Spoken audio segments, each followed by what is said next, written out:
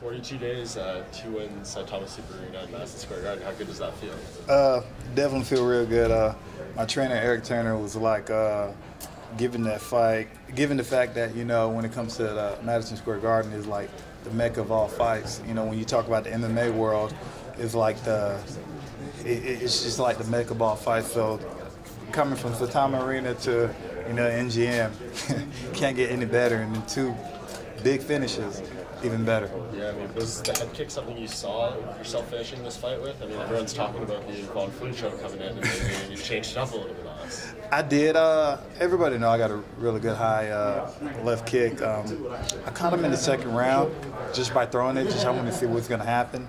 And it caught him. I was surprised it didn't go down. And the third round, I used a measuring technique that I use all the time. Kind of stick my left hand out there, and he stuck his right hand out there. And then I came back the second time and did it, but I followed through with my left kick. The minute I did that, it landed perfectly. And I pretty much knew it was over. Do you think that's the best knockout you've had? I know you've had some good ones in your career, but does that think rank number 1? I mean, it's in the UFC, yeah. Well, yeah.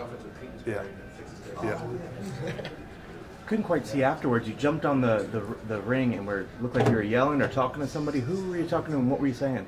No, because it was funny because DC turned his head. He was like, because when I knocked him out, I was walking. I seen him turn his head like, he was like, okay, I can't believe this just happened. And then I just pointed at him just to let him know I'm still here. Noticed that you were talking to Volkan just there, and you fought him not that long ago. What did you guys say to each other? We're just going to see each other again. And, to be honest, that loss against him, I needed that. That was one of the pinnacle points in my MMA career. A lot of people have up and downs. When I first started off, I had my ups, and then after that, I had my downs.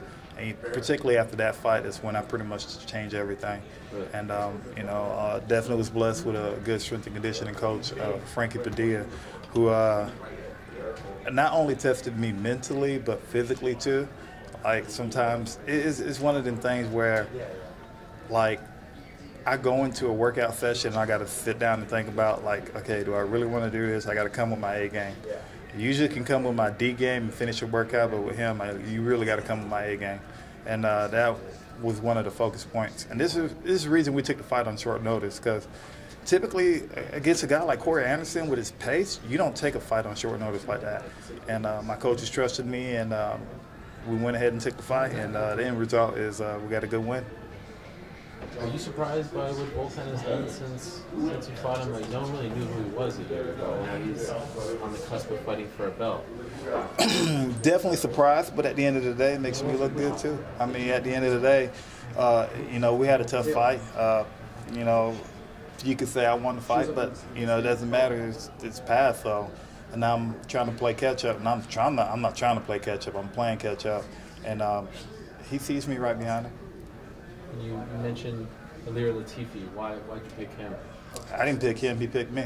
Okay. So he called me out a while back, and I said, let's do it. And, when this situation came up, I jumped on it, and I'm jumping right back on it. December 30th, we can make it happen.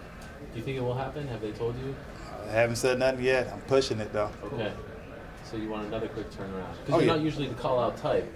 But I guess you're more responding to a call. Oh, yeah. I'm definitely the one who responded to it, because he called me out. I'm just letting him know I didn't forget about it.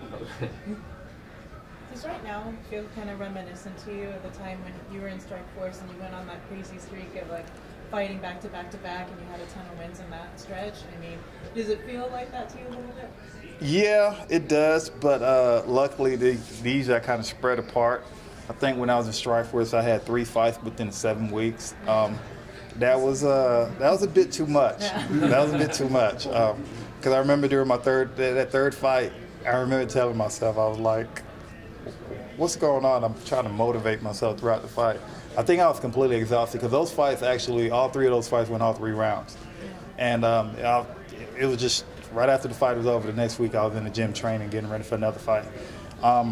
But these fights right here, I wouldn't say a little bit of break. I got about a month break.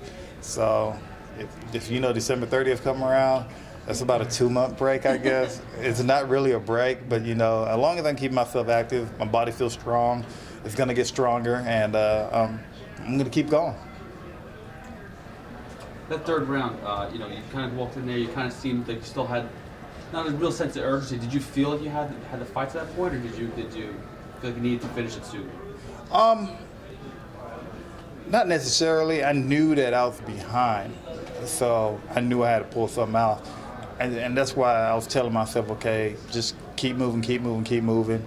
You know, I knew he was going to try to take me back down, and there was a couple of times you just like I was looking to land the uppercut, but you know, I just wanted to keep him at bay, and I knew the minute, you know, I was like, I just need to throw a good leg kick, and that high kick landed perfectly. All right. Thanks, guys. Thanks so much. Thank you. Congrats, buddy. Thank you.